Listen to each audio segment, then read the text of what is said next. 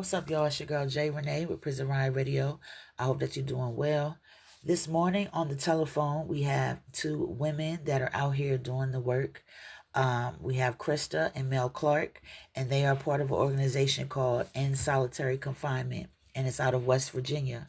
So we're going to get to know a little bit more about these ladies, more about End Solitary Confinement in West Virginia, and just go from there. So let's jump into it. All right. Good morning, ladies. How y'all doing? Good morning. How are you? We're doing great. Good morning. We're doing good. I'm good. How are you? Good. I'm doing pretty good. Thank you very much for asking, and thanks for pulling up on us to talk to us about the things that y'all are trying to accomplish. I want to give y'all an opportunity to tell the listeners a little bit about yourself and where you guys are from. Okay. My name is Crysta. I'm from the Northern Panhandle of West Virginia. I have a fiance who is incarcerated for life without parole at Mount Olive Correctional. His name's Keith Lowe, and he's the reason I pretty much started my advocacy. Okay. And I am Mel, and my husband is at MOCC, and I live down in the southern part of West Virginia. Okay. So I know that Krista told us why she started her advocating. What about you, Mel? What got you into it? Well, it started with they took vending out during COVID, I believe, and I wanted to get vending machines and stuff back in all the facilities. So I was trying to go through that, and then recently they had tried cutting meals down to 2 meals a day on the weekends, and that really pushed my advocacy to try to make a change. And I was able to go as far as the Capitol and got a meeting with the commissioner of the DOC, and get some more things done and changes done. We did get the meals back to 3 meals, back to their regular 3 meals, and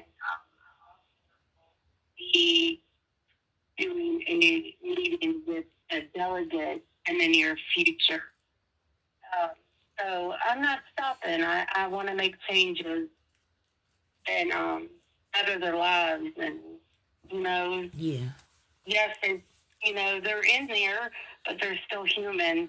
Absolutely. And I'm always going to be a voice for the voiceless, is what I say, and try to make changes and better their lives and get programming and things in there that they need to reform. Yeah. Well, I know that they were definitely appreciative of your efforts, and it's crazy that you even had to do all that just for them to get the basic necessity of food. But I'm glad that you was able to achieve that.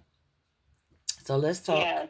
Yeah. So let's talk a little bit more about the solitary confinement issue. So both of your men have been subjected to it.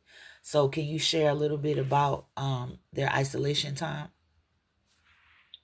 Yes. Crysta, you want to go first? Yeah.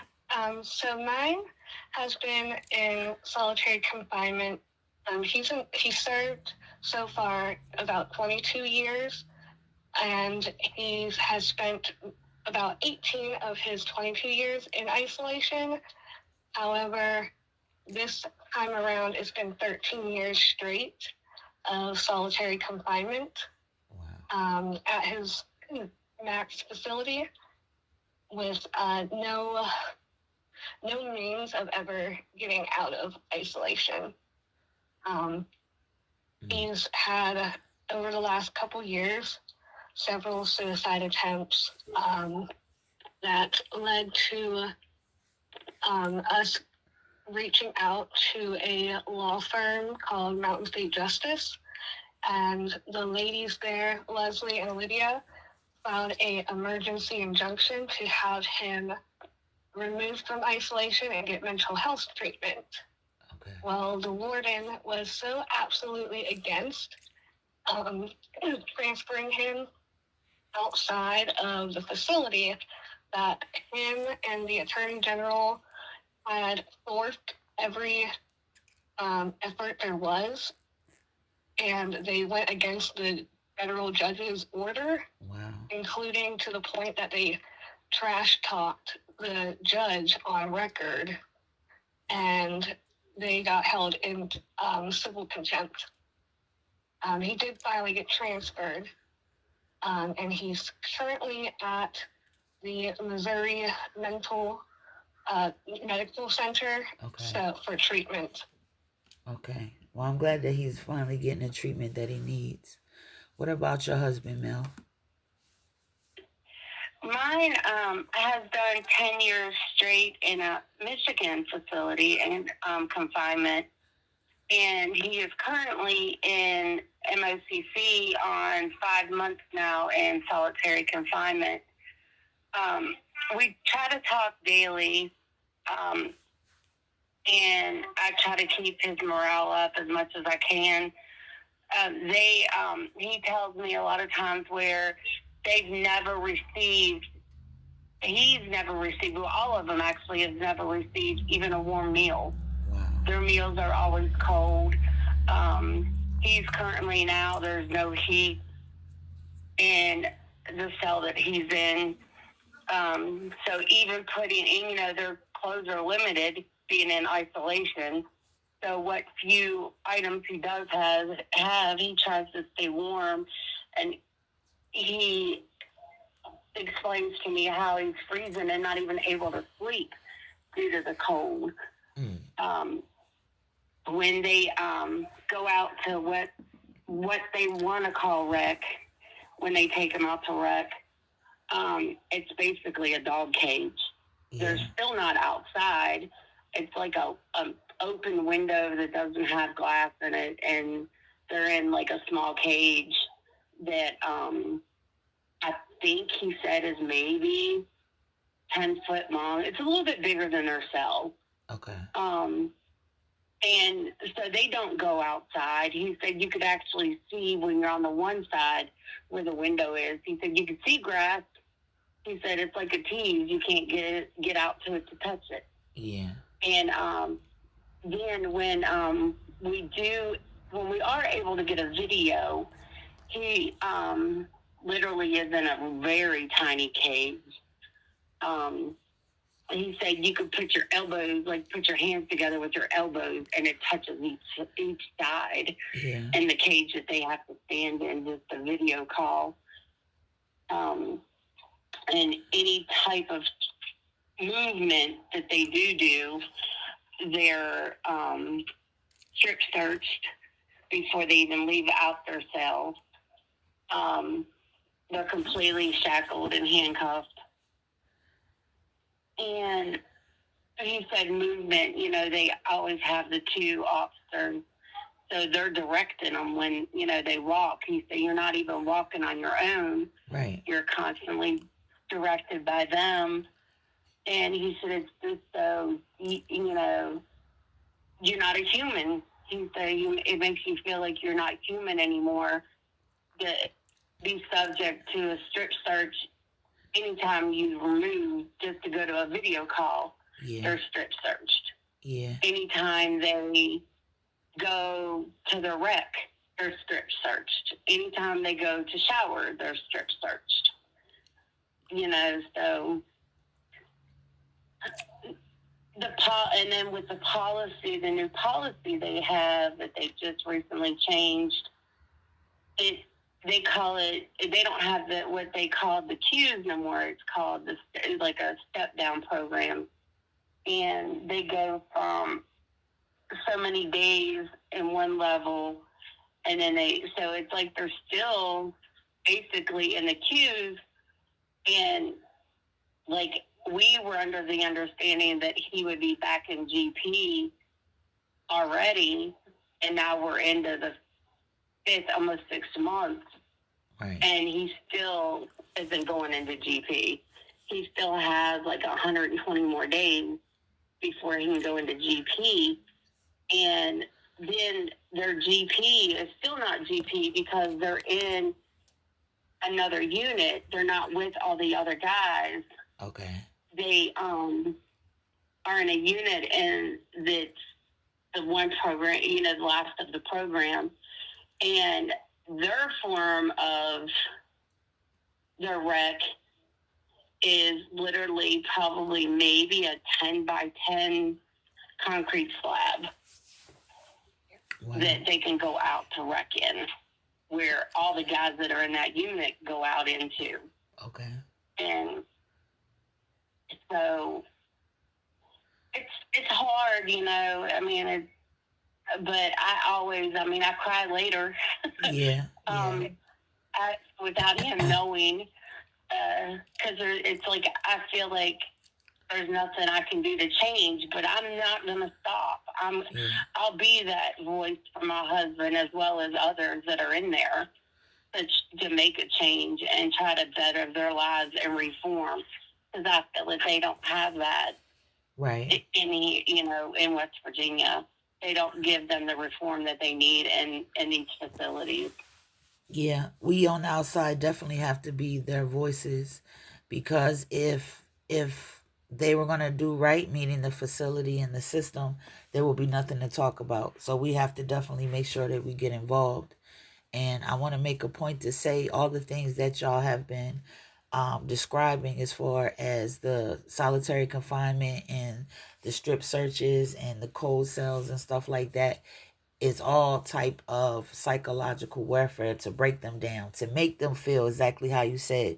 They're starting to feel like they're not human. It's very purposeful and sadistic, and I hate to hear it, but it's going on all across America in these prisons. So I'm glad that they have you guys advocating for them and the people that are in that facility. And it's a lot going on there just from the things that you said.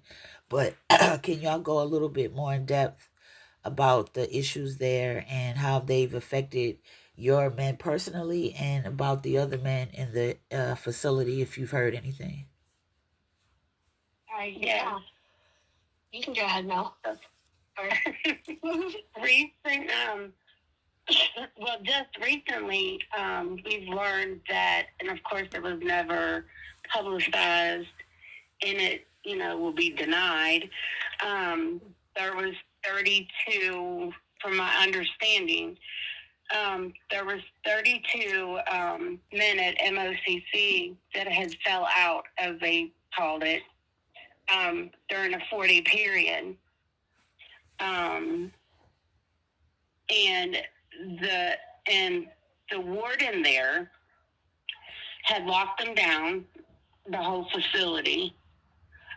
Started taking away items from them. First, he cut off their tablets, so they had no communication to the outside. They couldn't access their mail, and he said he would continue taking everything from them.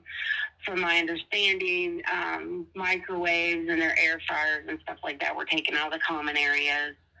And he had stated until they talked, he was going to continue taking things from them. So mass punishment. Mass punishment. I'm sorry. I said now he's doing mass punishment. What is the warden's name? Oh, Warden Frame. Okay. They call him superintendent here. Okay. Yeah, and that's what I said.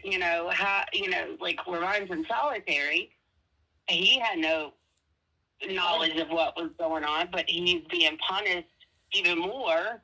Right. For something that they're doing out in GP.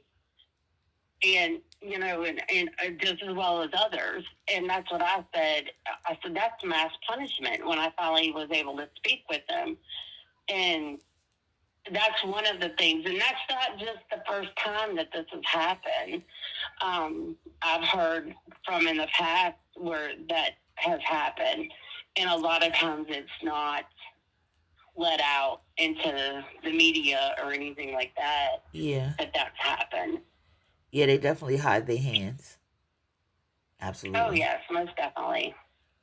I think the biggest thing, too, is the Suboxone program within the facility at Mount Olive, or MOCC, holds has about 1,003 inmates, and almost 700 of the inmates are on the Suboxone program. So you have almost 65 to 70% of the entire facility population on Suboxone, that the majority of them do not need it. So they're trying to prescribe it to as a way to control. A control mechanism, and they get money per inmate who is on this program. So it's kickbacks. Wow.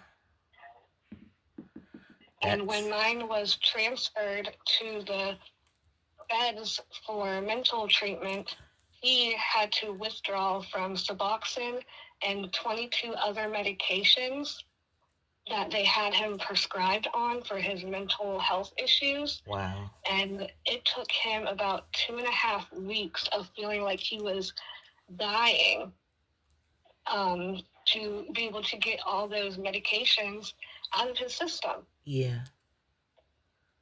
Yeah. You're not even supposed to, when you're on certain type of behavioral health drugs, you're not even supposed to stop cold turkey. They kind of speak against it because it can have adverse effects. So to knowingly do that to somebody is absolutely criminal. But they don't care. Right. They don't care. Yeah. And then they have to suffer at the hands of what somebody else has forced them to do, because if they don't take the meds, they get written up. Right. Yeah. We know the vibe all too much. I appreciate y'all for sharing these stories with us. People need to make sure that, knowledge is power. So knowing something is going on can definitely help people get involved that are already active, and might spark some that didn't know before to get active. So I appreciate y'all for sharing those stories with us. But let's talk about some positive things, okay? What are some of the accomplishments that y'all have accomplished, and what are some of the things that y'all are working on for prison reform? Go ahead, Crysta. I've been working to introduce a bill to legislature on solitary confinement. And I've also been taking a look into the Second Look Sentencing Act to help with the fact that we have such an overcrowding in the facilities. So I've been working on both of those, as well as with Mel and others, advocates and pro-inmate groups, to, make changes in the prison system. That's amazing. What about you, Mel? I'm currently trying to work on getting like I said, the vending machines back in all facilities, and also include my husband. I ask his input on everything, and the vending will benefit not only to get that with the families, to have even that little tiny meal, even if it's just a snack. Yeah. And also health reasons. And I personally seen that on a visit. Thank God it was a decent CO there that day. There was an older lady. I think it may have been her son, grandson, I'm not sure. But she had a diabetic issue. And I believe her sugar level had bottomed out. Okay. So, who knows how far that loved one had to travel, or when she even seen her loved one last. Yeah. And she would have had to leave her visit. If the vending machines would have been in the facility, she could have easily purchased something and stayed right there and enjoyed her visit with her loved one. Yeah. Like I said, thankfully there was a decent CO in there that day. He went to his own lunch, and personally took out his own stuff and brought it back to her so she could still enjoy her visit with her loved one. Yeah. And gave her something to eat. So I feel that the vending machines definitely, but not only just to have that that little moment with your loved one, but also for health reasons. There may be somebody that's on a medication that has to eat, right, that needs to be, it needs to be there. And, and also officers can purchase items out of the vending machines and not have to leave the facility. Right, right. So it benefits a lot, And also I would like to get Family Day back. They took that away as well. It's where they come in and it's like an open house where loved ones can come in and enjoy the whole day out in basically out in the yard, and they had blow up things for the kids to play on, and did a little cookout, and they took all that away from all the facilities. That's something I got shut down on it, but I'm not going to stop. Right. I'm going to keep on until they can get those things back, because it helps. Yeah. Not only with the people incarcerated, but also with the loved ones on the outside, keeping that unity as a family. Absolutely. And also, there's other things I like to get back in there. Like I was saying with the reform, mine has stressed to me with when he comes home, the adjustment is going to be very hard. Yeah. And they don't allow certain people in the halfway houses. And that's something he feels would help him to readjust back out into society.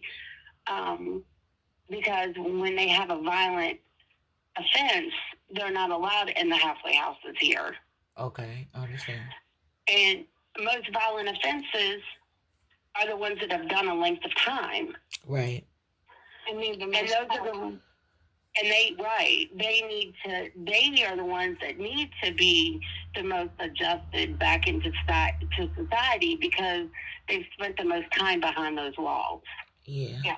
And those are things, I know all this is going to take time, and, and I'll accomplish what I can. And even when he comes home, I'm going to put him to work. Me and him will both be working on this. Right. To help others as well. My long-term goal was to be like how California has the weekend visits, for family members. Yeah. And may I ever accomplish it? I don't know, but I'm not gonna give up. I'll still continue to fight for that, because I feel that helps a lot, especially with children. Yeah, to keep absolutely. that bond with their family, and and there's a lot of females that are doing time that need that. Yeah. That need that bond with that child. Absolutely. So if they can get them weekends with their child, they will have that unity still as a family. Absolutely. So I know it's going to take time. Yeah. But that's one of the, that's a few of the things that I'd like to see done. Okay. Yes. Well, y'all definitely make sure y'all keep up the good fight. Go ahead. I'm sorry. I was just going to say, and I think that they really need better mental health care and better staff trained in mental health care and how to interact with inmates on a more human level. Because that seems to be a lot of the issues, is that they don't know how to handle those types of issues with inmates, and so then they are either,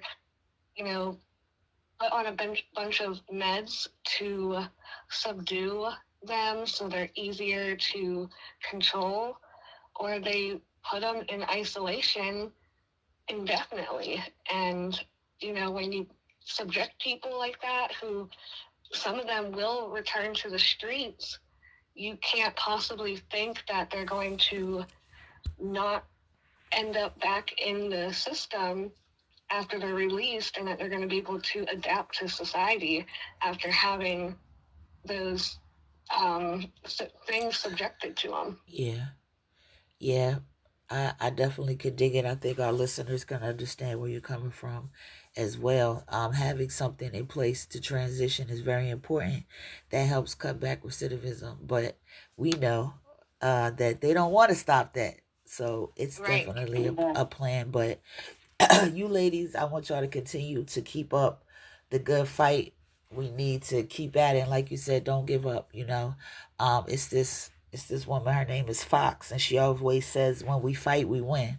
So definitely keep up the good fight. Please let everybody know how they can follow you guys and keep up with you and to support you. Yes, you guys can follow us on Instagram or Facebook, and it's End Solitary Confinement in West Virginia. And we also have a Facebook page for the West Virginia family and friends of incarcerated people, that we are always looking for family members, loved ones, to able to support them and help them in any way. I mean, we are not no law firms, but we have really been through it, and we can support them, help them with any type of issue that they need support and guidance on. And yeah, I think those are the pages. All right, I'll make sure that I include them so people can find them at their fingertips. I really appreciate the work and effort that you ladies are doing. So please keep it up. Thank you. Thank you.